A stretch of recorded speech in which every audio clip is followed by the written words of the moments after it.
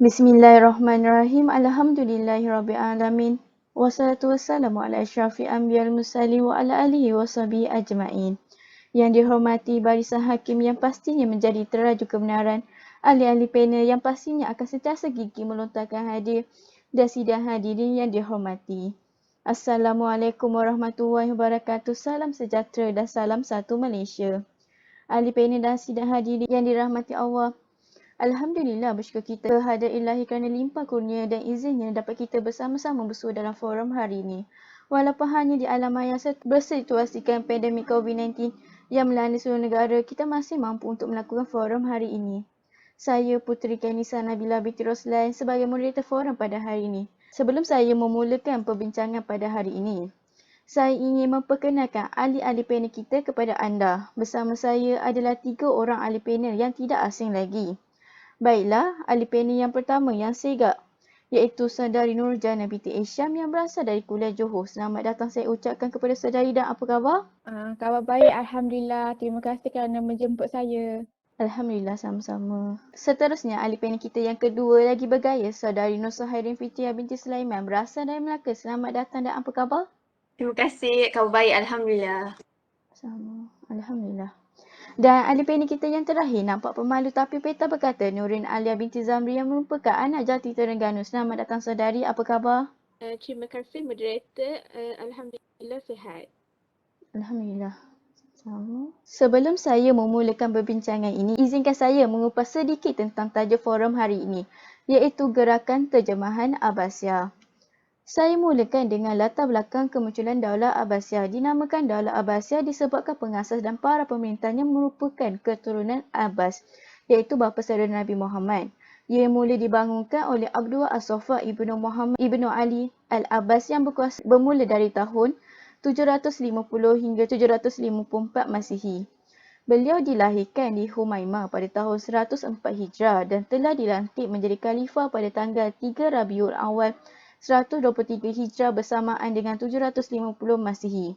Pada abad ke-7 telah berlaku pemberontakan iaitu perang antara pasukan Abdul Abbas iaitu daripada Daulah Abbasiyah dengan pasukan Marwan ibn Muhammad iaitu daripada Daulah Bani Umayyah yang akhirnya kemenangan pada pasukan Abdul Abbas. Dengan jatuhnya negeri Syria ketika itu, maka berakhirlah riwayat Daulah Bani Umayyah dan bangkitlah kekuasaan Abbasiyah. Kekuasaan Daulah Abbasiyah berlangsung selama 5 abad iaitu sekitar 524 tahun. Sebaik sahaja kejatuhan Daulah Bani Umayyah dengan terbunuhnya Marwan sebagai khalifahnya, maka pada tahun 750 Masihi juga Abu Al-Abbas telah mengisytiharkan dirinya sebagai khalifah pertama Daulah Abbasiyah. Corak kekuasaan Daulah Abbasiyah adalah bersifat antarabangsa dengan asimilasi gaya pemikiran dan peradaban Parsi, Bizantium, Mesir dan sebagainya. As-Saffah menjadi pengasas kekhalifan Arab Islam ketiga setelah Khulafa' Ar-Rasyidin dan Daulah Bani Umayyah. Sebelum kewafatannya, As-Saffah telah mengangkat saudaranya iaitu Abu Ja'far yang digelar Al-Mansur bagi menggantikan tampuk pemerintahannya. Menurut pandangan para pemimpin Daulah Abbasiyah, kedaulatan yang ada pada seseorang khalifah adalah berasal dari Allah, bukan dari rakyat sebagaimana yang telah diaplikasikan oleh Sayyidina Abu Bakar dan Sayyidina Umar pada zaman Khulafa' Ar-Rasyidin. Beliau merupakan khalifah terbesar Daulah Abbasiyah. Walaupun bukan seorang Muslim yang soleh, beliau sebenarnya yang membangunkan daulah dengan 35 orang khalifah berasal dari keturunannya. Pada mulanya, pemerintahan Abbasiyah adalah di Asimiyah yang berada di Kufah. Namun, semasa dia bawa pemerintahan Al-Mansur, ia telah dipindahkan ke kota Baghdad yang merupakan bekas pusat pemerintahan Parsi. Sejarah pemerintahan Daulah Abbasiyah mencatatkan 38 khalifah yang telah memerintah yang bermula dengan Abdul Abbas As-Saffah pada tahun 750 Masihi dan berakhir dengan Al-Hakim pada tahun 1302 Masihi. Pembangunan Daulah Abbasiyah diletakkan kepada pemerintahan Abu Al-Abbas As-Saffah dan Al-Mansur, maka puncak keemasan dari daulah ini berada pada 7 khalifah sesudahnya, iaitu Al-Mahdi, Al-Hadi, Harun Ar-Rasyid, Al-Ma'mun, Al-Mutashim, Al-Wasid dan Al-Mutawakkil. Populasi Daulah Abbasiyah semakin mencapai puncak semasa pemerintahan Khalifah Harun Ar-Rasyid dan anaknya iaitu Al-Ma'mun. Sumber kekayaan yang ada ketika itu banyak dilaburkan oleh Khalifah Harun al-Rashid untuk keperluan sosial, hospital, pusat pendidikan doktor dan farmasi.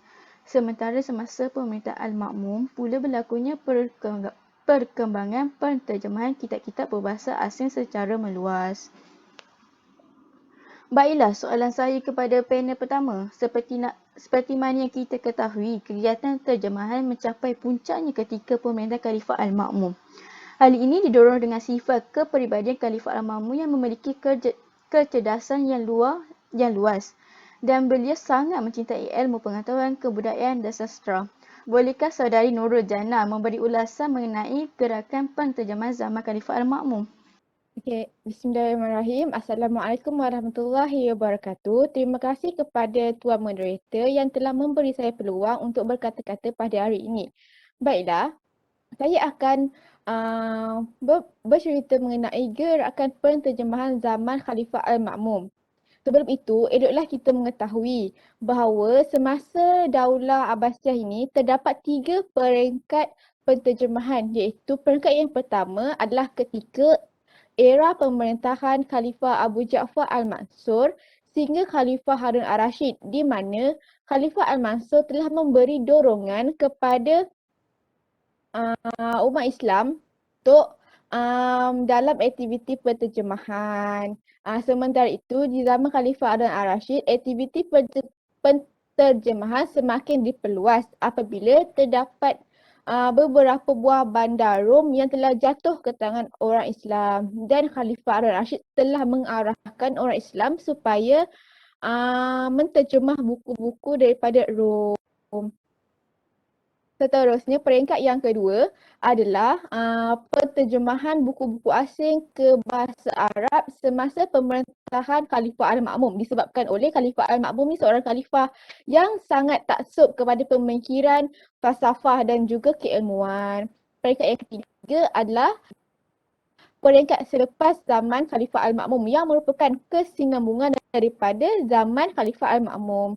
Baiklah, sebelum perbincangan saya lebih lanjut, eloklah kita mengetahui serba sedikit tentang biodata Khalifah Al-Ma'mun. Baiklah, Khalifah Al-Ma'mun merupakan anak kepada Harun al-Rashid yang juga merupakan tampuk pemerintahan, pengganti tampuk pemerintahannya. Khalifah Al-Ma'mun sangat dikenali al-Khalifah yang sangat mencintai ilmu, bahkan tidak segan untuk mempelajari ilmu dari penterjemah golongan Kristian. Nama penuhnya adalah Abu Abdullah Abbas ibn al-Rashid al-Ma'num. Beliau dilahirkan pada malam Jumaat bulan Rabiul Awal 785 Masihi. Ibunya bernama Marajil yang berketurunan Parsi yang telah meninggal sewaktu melahirkan al-Ma'num. Al-Ma'num memiliki 3 orang adik-beradik, iaitu Al-Amin yang merupakan khalifah ke-6, Ibrahim dan juga Al-Mutasim merupakan khalifah ke-8. Dari kecil, Al-Ma'num telah mempelajari pelbagai ilmu pengetahuan keagamaan dan pemerintahan oleh gurunya. Guru yang utamanya adalah bapanya sendiri dan juga guru-guru lain seperti Al-Hashim. Al-Ma'num seorang yang sangat cergas, berpendirian teguh, bercita-cita tinggi, berakhlak mulia, berpengetahuan luas, berfikiran logik dan juga berani. Al-Ma'num merupakan khalifah yang ke-7 di dalam pemerintahan Daulah Abbasiyah. Beliau diangkat menjadi khalifah pada usia 28 tahun dan telah memerintah dalam tahun 813 sehingga 835 Masihi, iaitu sekitar 20 tahun. Semasa pemerintahan Al-Ma'num, beliau telah membuat pelbagai polisi untuk memastikan aktiviti penterjemahan berjalan dengan lancar. Antaranya, beliau telah menubuhkan kembali Baitul Hikmah di kota Baghdad pada tahun 815 Masihi. Semasa pemerintahan Harun al-Rashid, Baitul Hikmah ini diberi nama Khizanah Al-Hikmah, iaitu khazanah kebijaksanaan yang berfungsi sebagai perpustakaan dan pusat penelitian. Namun begitu, ia berubah semasa pemerintahan Al-Ma'num. Al-Ma'num telah mengembangkan lembaga ini dan ditukarkan namanya menjadi Baitul Hikmah. Pada masa ini, Al-Hikmah digunakan secara lebih maju iaitu sebagai tempat penyimpanan buku-buku kuno yang didapati daripada Parsi, Byzantium, bahkan Ethiopia dan juga India. Selain itu, ia juga menjadi tempat untuk melakukan aktiviti penterjemahan dan juga penyidikan lanjutan terhadap kitab-kitab tersebut. Al-Ma'num telah menjadikan Baitul Hikmah ini sebagai institusi pendidikan pertama yang lengkap dengan teropong bintang, perpustakaan dan juga lembaga penterjemahan. Ketua institusi ini yang pertama adalah Yahya ibni Musawwir bersama anaknya iaitu Jibril ibni Baktisu. Kemudian pada abad ke-9, Al-Ma'num telah melantik Hunain ibni Ishaq bersama muridnya Yahya. Antara faktor yang menyebabkan pembangunan semula Baitul Hikmah pada era Al-Ma'num ini adalah kerana limpahan kekayaan negara serta penghargaan Al-Ma'num terhadap ilmu pengetahuan dan falsafah ketika itu. Hasil daripada dana dan juga keinginan yang kuat pemerintah telah mencetuskan untuk mengembangkan taraf pendidikan dan telah mendapat sambutan daripada segenap lapisan masyarakat. Faktor yang kedua adalah terdapat penghargaan daripada para masyarakat kepada aktiviti yang dilakukan sehingga mereka bekerjasama antara satu sama lain tanpa mengira bangsa dan juga agama untuk membangunkan aktiviti penterjemahan ketika ini.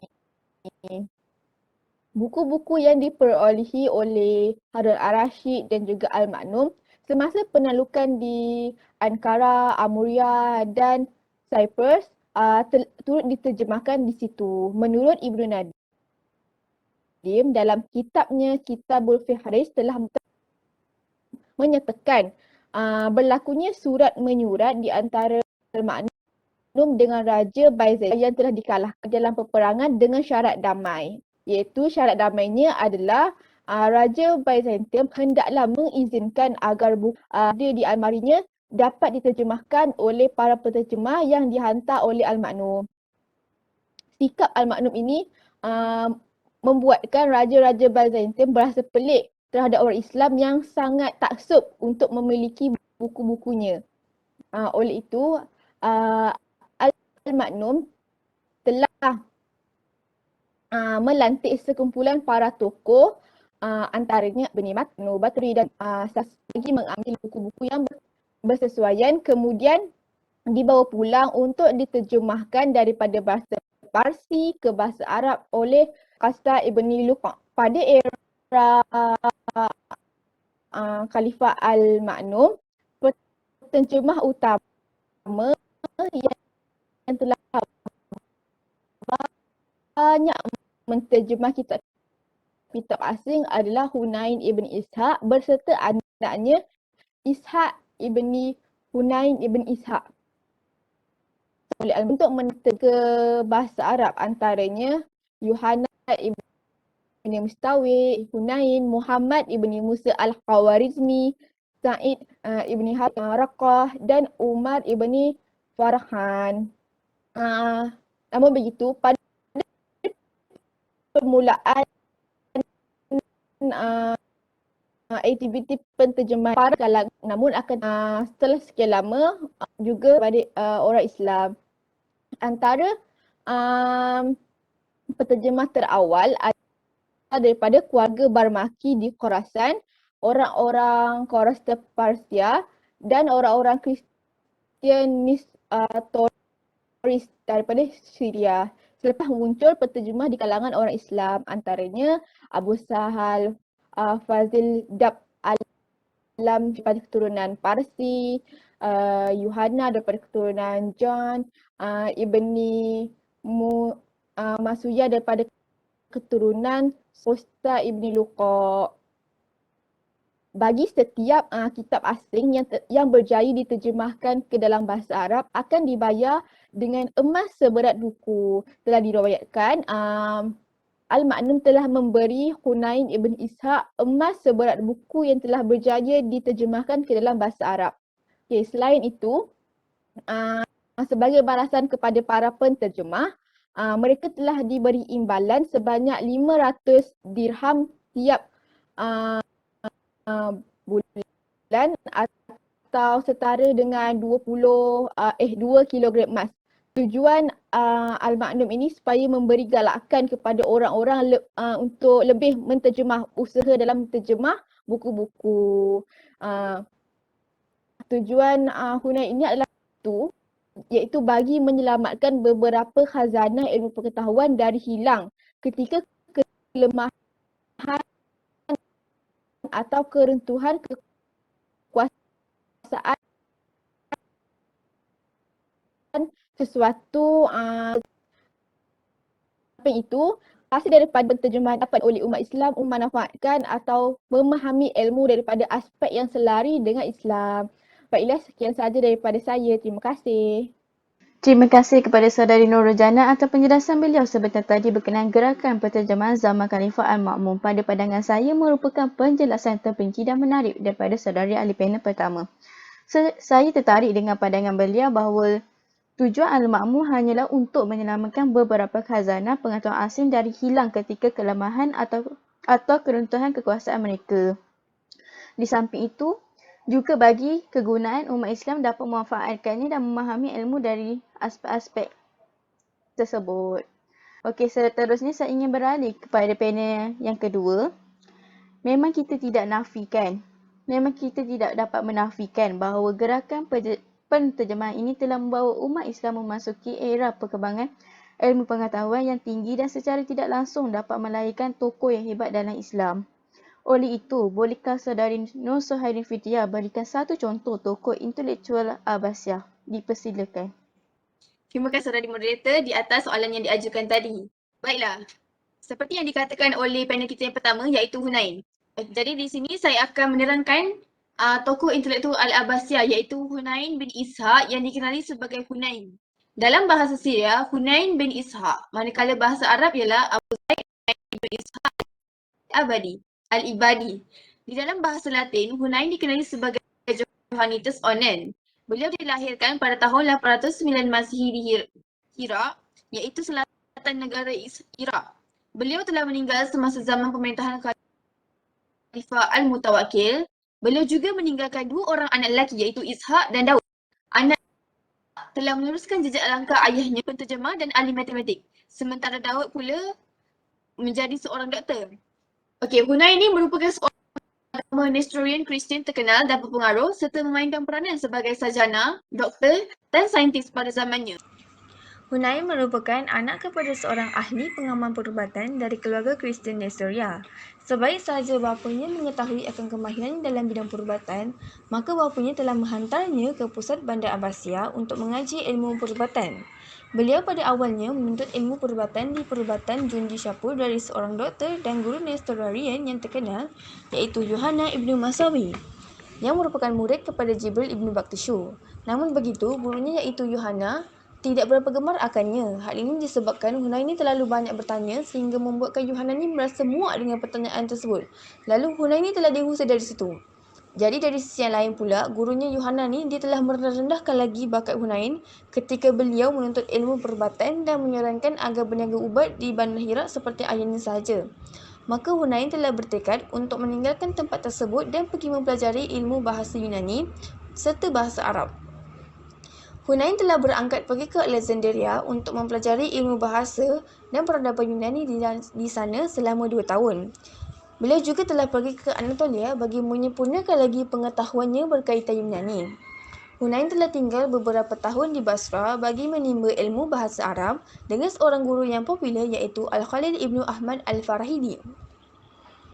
Jadi sebaik saja kembali dari Baghdad pada tahun 826 Masihi, beliau telah berkhidmat dengan Jibril ibnu Baktishu yang merupakan doktor peribadi kepada Khalifah Al-Ma'mun dengan menterjemah beberapa karya Gilead. Jadi melihat kepada kesungguhan Hunain ini, Jibril telah memperkenalkannya kepada keluarga seorang hartawan dan juga peminat manuskrip Yunani iaitu Musa Ibn Syakir. Lalu Hunain telah diberi bayaran untuk merantau ke tanah jajahan Bizantium bagi mendapatkan karya-karya falsafah, muzik dan perdebatan ke Baghdad.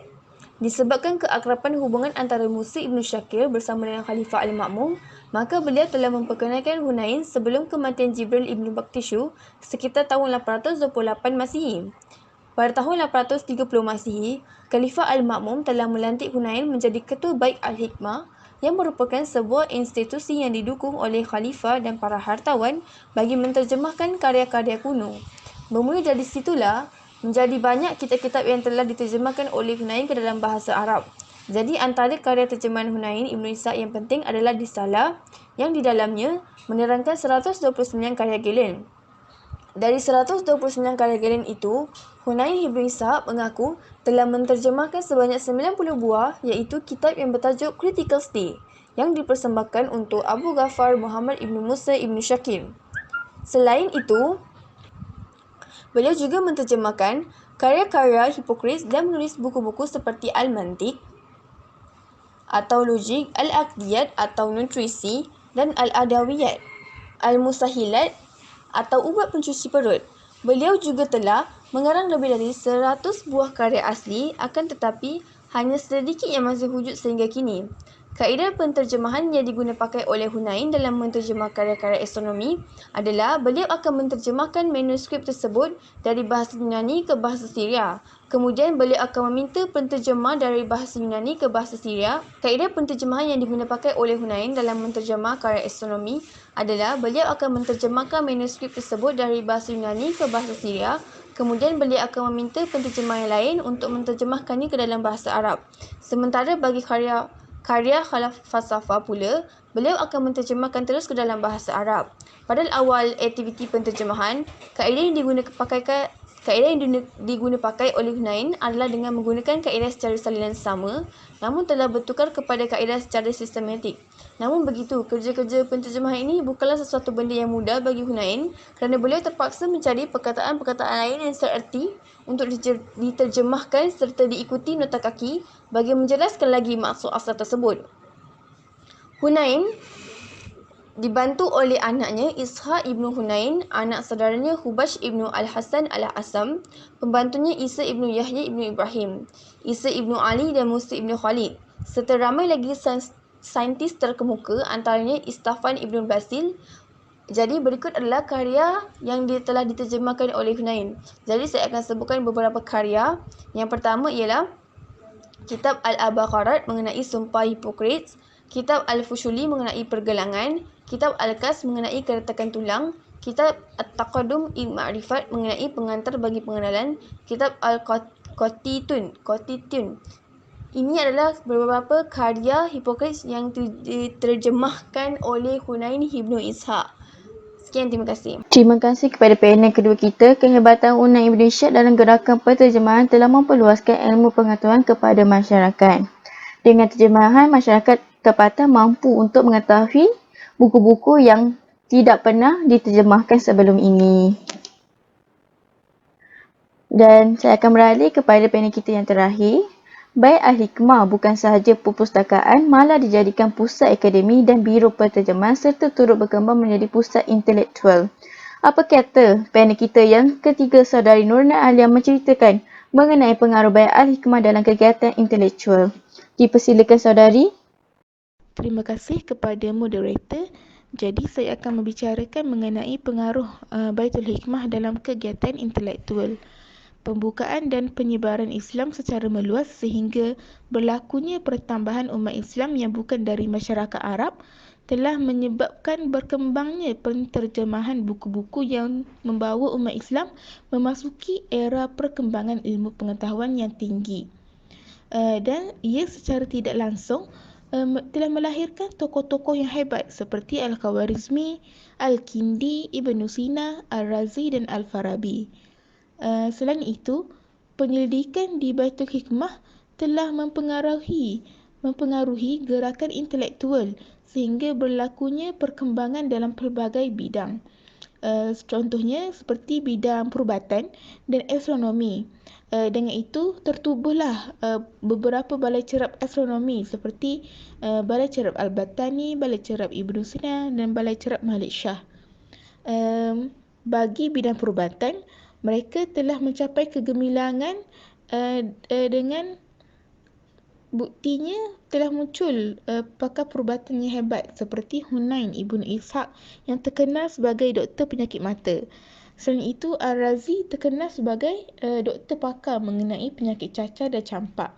Buku yang dikarangnya dalam bidang perubatan berjudul Al-Hawi dan Ibn Sina terkenal dengan karyanya, iaitu Al-Qanun fi At-Tib, yang digunakan sebagai buku panduan perubatan untuk universiti di negara-negara Eropah dan negara Islam. Antara para cendekiawan hebat yang lain termasuklah Abu Yusuf Al-Kindi yang digelar ahli falsafah Arab kerana usaha beliau dalam menyelaraskan pemikiran Yunani dengan pemikiran Islam. Al-Farabi juga merupakan seorang tokoh falsafah dengan karya beliau Al-Ra'yu Ahlul Madinah, Al-Fadilah, dan Al-Khawarizmi juga merupakan tokoh matematik yang mengarang buku Al-Jabar. Dalam pada itu, telah berlaku proses dalam memperkukuhkan dan mengasimilasikan pengetahuan asing dari pelbagai sumber ke dalam masyarakat Islam. Dengan hasil penyelidikan oleh tokoh Islam, maka telah menjadi persediaan ke arah kelahiran buku asli.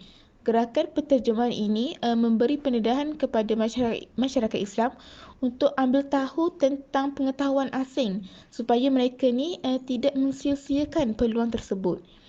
Melalui kefahaman dan pengetahuan asing berdasarkan aktiviti Baitul Hikmah, tokoh Islam memulakan aktiviti sendiri ke arah membuat kajian lebih lanjut dari terjemahan yang diperolehi oleh mereka.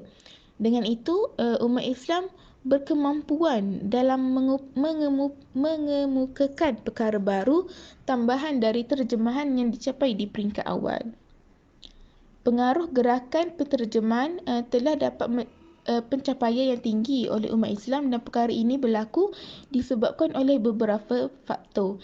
Antaranya ialah lahir organisasi yang baik dan pergerakan yang hebat oleh beberapa pihak khususnya pemerintah, institusi dan masyarakat. Bukan itu saja, ia juga wujud kemudahan dan dorongan yang cukup dari semua pihak, dan yang terakhir, ia wujud juga tenaga dari orang yang mahir dalam masyarakat Islam. Hal ini kita dapat lihat dari pemelukan Islam oleh masyarakat bukan Arab yang berpengetahuan dalam pelbagai bahasa.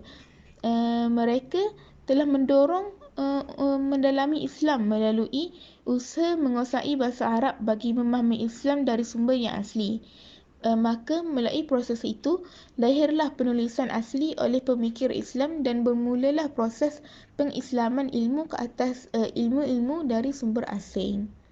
Masyarakat Islam dalam aktiviti penterjemahan dan berkaitannya, mereka digambarkan memberi khidmat dalam pemeliharaan manuskrip dan penyimpanannya dengan sempurna.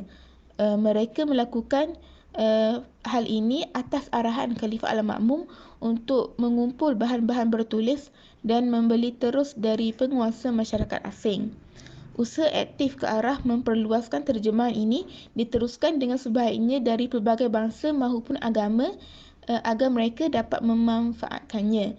Seperti contoh dorongan kuat untuk mendalami bahasa Arab untuk memahami lebih lagi mengenai Islam melalui sumber agama Islam iaitu Al-Quran dan Sunnah yang menggunakan bahasa Arab.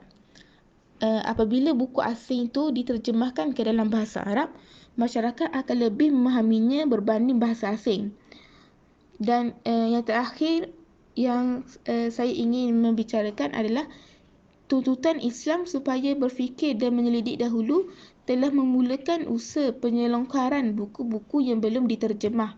Hal ini menyebabkan lahirlah buku dengan kesimpulan baru dan asli dari ulama Islam yang hasil gabungan dari penyelidikan terhadap pelbagai sumber dan diselaraskan dengan penjelasan Al-Quran sendiri. Sekian, terima kasih. Terima kasih saudari Nurin Alia, ahli panel kita yang ketiga. Kat sini kita dapat lihat yang pengaruh baik Al-Hikmah ni banyak mempengaruhi dalam kegiatan intelektual. Demikian rumusan perbincangan daripada semua ahli panel kita tentang gerakan terjemahan Daulah Abbasiyah. Kesimpulannya, sejarah Daulah Abbasiyah telah membuktikan gerakan penterjemahan telah menjadi satu tradisi keilmuan yang berpengaruh besar terhadap kemajuan tamadun ketika itu. Semangat keilmuan oleh para ilmuwan serta mendapat sokongan dan keuangan dari pemerintah telah menjadikan gerakan penterjemahan sebagai tradisi keilmuan yang menguasai bidang pendidikan. Secara tidak langsung, karya-karya tokoh Islam dalam bidang sains, perubatan, telah diabadikan dan dicatat dalam buku sejarah sebagai sumbangan Islam kepada peradaban dan sains moden. Karya-karya tersebut bukan hanya menjadi bahan bacaan, namun isi dalamnya telah dipraktik dan difahami oleh pembaca. Hal ini dapat membuktikan apabila karya-karya tersebut diakui dan berguna kepada masyarakat, kemudian diterapkan dalam kehidupan masyarakat di timur maupun di barat. Pelbagai cabang ilmu pengetahuan dari pelbagai budaya dilahirkan dari hasil gerakan penterjemahan ini dan gerakan ini memberikan sumbangan yang besar kepada kelangsungan pengetahuan manusia. Tokoh-tokoh yang mengikut proses penterjemahan buku-buku ilmu pengetahuan ke dalam bahasa Arab tidak patut dilupakan jasa mereka. Tanpa mereka, mungkin kemajuan dan kemajuan pada hari ini tidak akan berlaku. Maka wajarlah gerakan penterjemahan ini disebut sebagai satu kejayaan memberi impak yang hebat kepada dunia hari ini. Terima kasih saya ucapkan kepada ketiga-tiga ahli panel kita kerana sudi hadir dan sudi menyuarakan pendapat masing-masing pada hari ini. Moga apa yang kita dapat pada hari ini tidak sekadar masuk telinga kanan, keluar telinga kiri. Nampaknya masa amat mencuburi kita. Sebelum berakhir, jagalah diri, jaga SOP. Semoga semuanya kembali pada asal. Saya sudahi forum kita dengan wabillahi taufiq wal hidayah. Wassalamualaikum warahmatullahi wabarakatuh dan sekian terima kasih.